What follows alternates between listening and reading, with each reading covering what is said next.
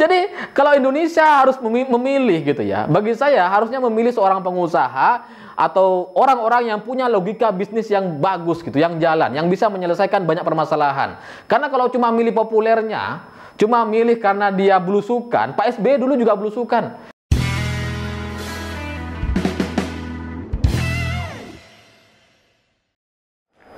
Selamat malam para mantan, selamat malam untuk semua kalian yang pernah percaya diri banget ketika mau nembak cewek, tapi ternyata hasilnya ditolak. Kan ada ya teman kita ya, udah bawa bunga, udah pakai parfum 1 liter gitu ya. Ketika nembak ceweknya nggak mau. Nah, cerita semacam itu bagi saya mirip sekali seperti cerita politik di Indonesia hari ini. Karena muncul relawan-relawan capres di tahun 2024. Ada relawan Ganjar, relawan Anies Baswedan, relawan Ridwan Kamil. Percaya diri banget. Padahal 3 orang ini belum tentu bisa maju sebagai capres gitu.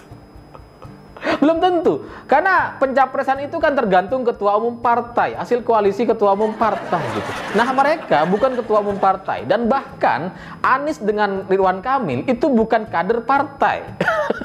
Jadi, kalaupun ada partai politik mau mengambil mereka, mau mengusung mereka gitu ya, itu konsekuensinya adalah konflik internal partai. Nggak akan solid di pemilu 2024 nanti. Karena kan seolah-olah, ya ngapain dukung orang yang bukan kader gitu kan.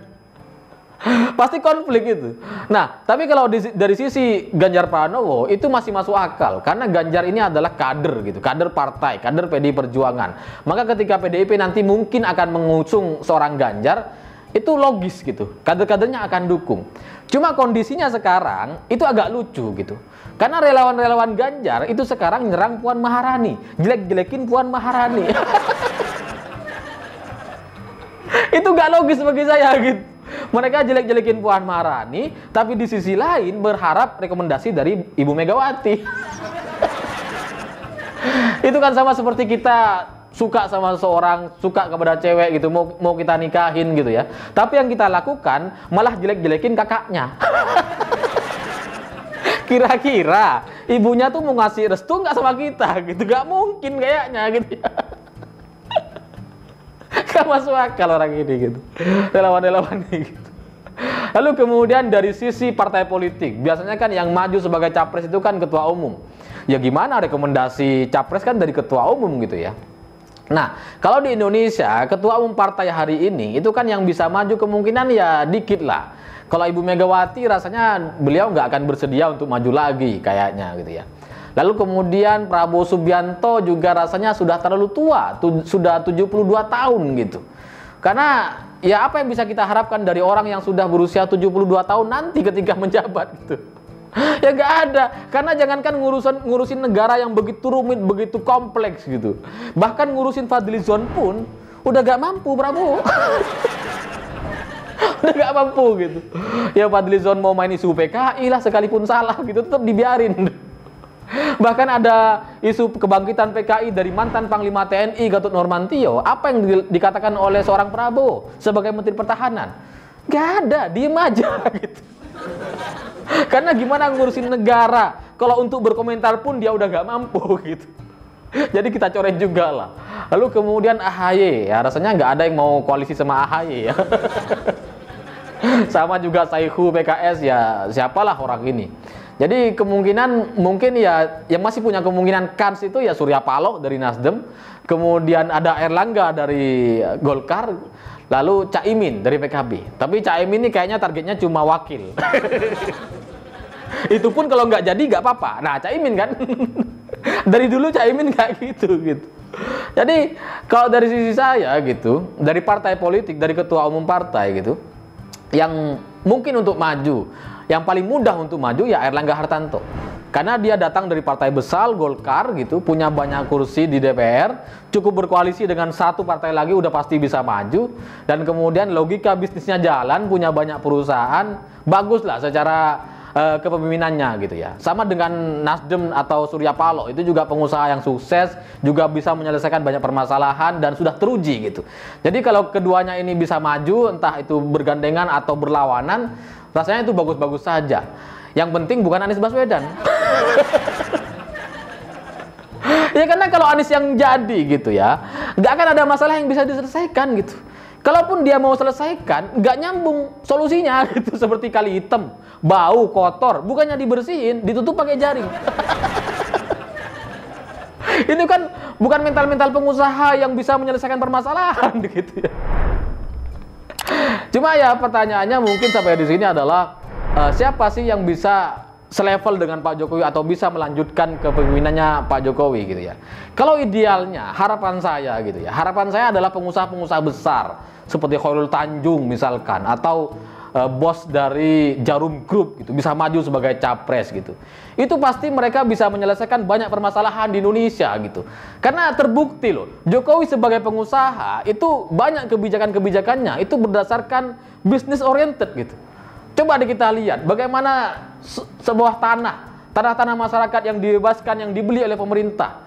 Itu kan banyak yang mendadak jadi miliarder gitu. Kayak mendadak gitu. Nah ternyata kenapa itu terjadi? Karena ada pemotongan calo-calo itu udah nggak ada sekarang. Lalu kemudian pemerintah itu nggak cuma beli tanahnya ternyata. Saya tahu betul karena ternyata mertua saya sempat ngurusin ini gitu. Jadi pemerintah itu bahkan beli pohon-pohon yang ada di tanah itu. Misalkan ada pohon jati misalkan ya, ada 100 buah pohon. Nah itu juga akan dihitung dan akan dibeli oleh pemerintah meskipun masih kecil. Jadi kalau ada 100 jati gitu ya, satu jati misalkan 2 juta rupiah kali 100 ya 200 juta. Belum harga tanah itu. Makanya ganti untungnya itu besar banget dan bisa bikin orang itu ya sukses luar biasa gitu. Tiba-tiba kaya. Karena nggak cuma jati ternyata. Bahkan pohon pisang, pohon mangga yang nggak sengaja tumbuh di tanah kita itu juga dihitung sama pemerintah. Dibeli sama pemerintah gitu. Ini kan logika bisnis gitu yang dijalankan. Atau seperti apa? Sertifikat gitu, pembagian sertifikat, pemberian subsidi sertifikat, mempermudah pengajuan sertifikat. Kalau dulu di zaman Pak SBY ngurusin sertifikat bisa 5 tahun nggak selesai itu. Sekarang dalam hitungan bulan bisa selesai. Saya adalah contoh dan saya sudah pernah membuktikannya gitu. Karena ya kenapa kemudian Pak Jokowi bisa berani memberikan subsidi lalu kemudian membuat sertifikat massal kepada banyak masyarakat? Tujuannya sebenarnya ya pajak lagi. Kan otomatis tuh. Kalau orang udah dapat sertifikat, itu kan ya bisa diagunkan, bisa dijaminkan ke bank. Tapi di sisi lain, pendapatan negara akan naik. Karena setiap sertifikat kan pasti ada pajaknya gitu. Orang harus bayar pajak gitu habis itu gitu.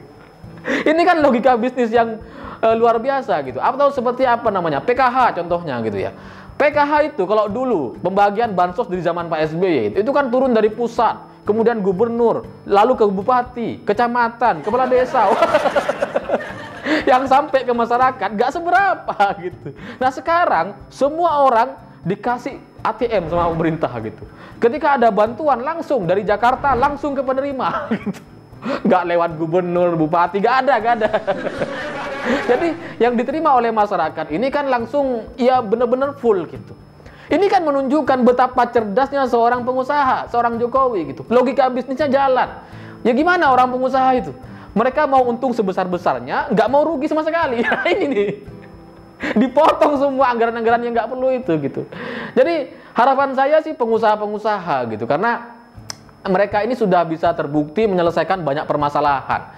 Kalau yang jadi misalkan nanti hanya presiden yang menang populer, yang menang trending, menang dibicarakan di media sosial gitu ya. Suka bikin konflik, bikin berita, kecebur got lah atau apalah gitu. Ya nantinya kita akan bernasib seperti pemimpinan Pak SBY gitu. 10 tahun di masa Pak SBY, populer banget SBY dulu ini. Tapi bisa apa dia? Nggak ada. Jadi kalau Indonesia harus memilih gitu ya, bagi saya harusnya memilih seorang pengusaha atau orang-orang yang punya logika bisnis yang bagus gitu, yang jalan, yang bisa menyelesaikan banyak permasalahan. Karena kalau cuma milih populernya, cuma milih karena dia belusukan, Pak SBY dulu juga belusukan. Kalau mau milih seorang yang bisa ngasih bantuan sosial gitu ya, yang bisa keliling kampung ngasih bantuan, ngasih uang gitu. Semua orang juga bisa, nggak usah jadi gubernur, nggak usah jadi presiden. Bahkan pengusaha, Yayasan Buddha Suci itu jauh lebih besar pembiayaannya kepada masyarakat kita gitu. Dibanding Anies, Ridwan Kamil, atau Ganjar Pranowo, Erick Thohir dan seterusnya gitu. Lebih besar Yayasan Buddha Suci Apa nggak sekalian kita jadikan dia jadi presiden sekalian gitu ya? Karena dia nih lebih solutif, lebih peduli kepada masyarakat gitu dibanding pejabat-pejabat kita, DPR atau kepala daerah gitu. Jadi kesimpulan saya ya Indonesia ini harus punya pemimpin yang punya logika bisnis yang bagus atau dari kalangan pengusaha yang bisa menyelesaikan banyak permasalahan gitu. Nah, kalau kemudian orang-orang kayak Khairul Tanjung atau dari Jarum Group itu nggak mau jadi capres, maka yang ada ya kita lihat dari list menteri-menteri Pak Jokowi. Misalkan kayak siapa ya, misalkan Sandiaga Uno atau Erick Thohir gitu ya, atau Airlangga Hartarto atau siapapun lah yang dari kalangan gitu, atau Pak Basuki dari PUPR. Bukan pengusaha, tapi dia sudah terbukti loh kinerjanya bisa membangun tepat waktu gitu kan. Atau Pak Basuki aja kita jadikan capres gitu ya. Karena bagus logika dia gitu menyelesaikan banyak permasalahan. Cuma harapan saya yang paling penting adalah bagaimana penerus Pak Jokowi ini adalah orang-orang yang mau melanjutkan pekerjaan Presiden Jokowi. Kalau bisa kita mengulangi pilkada tahun 2018 di Jawa Timur. Di Jawa Timur itu 2018 lalu itu dua pasangannya itu semua pendukung Jokowi. Karena Saifullah dengan Putih ini maju dari PDI Perjuangan dan PKB koalisinya gitu. Sementara Hovifah itu menterinya Pak Jokowi. Jadi siapapun yang menang ya Pak Jokowi yang menang.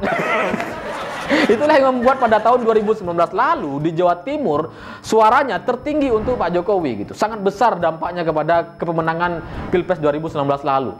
Jadi kalau bisa di 2024 nanti ini calonnya dua-duanya gitu semuanya pendukung Pak Jokowi.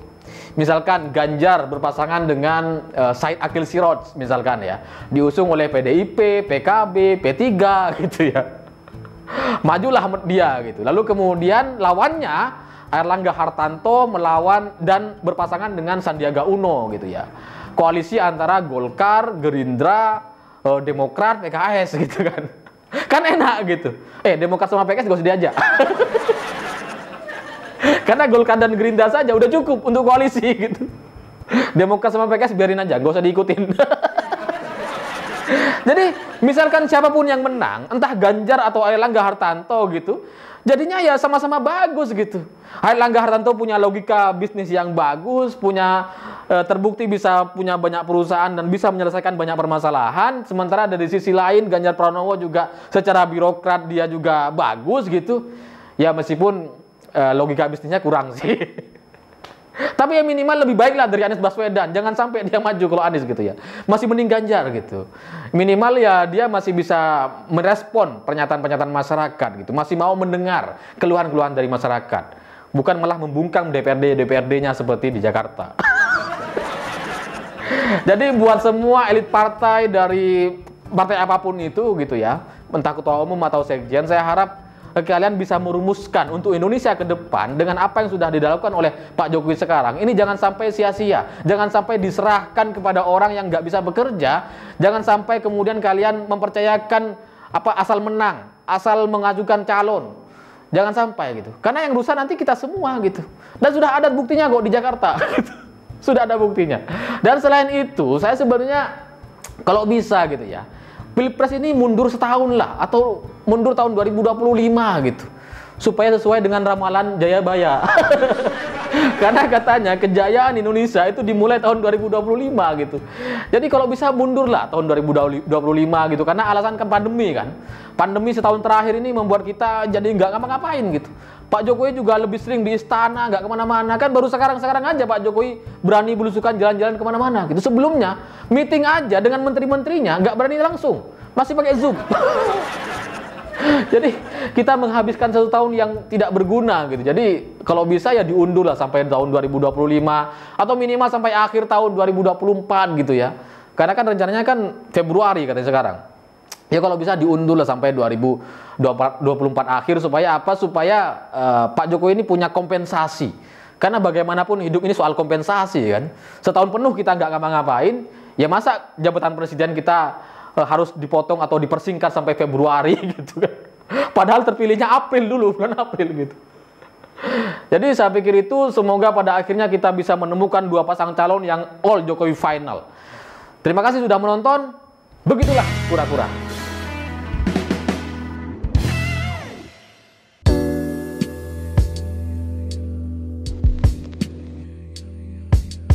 Thank you.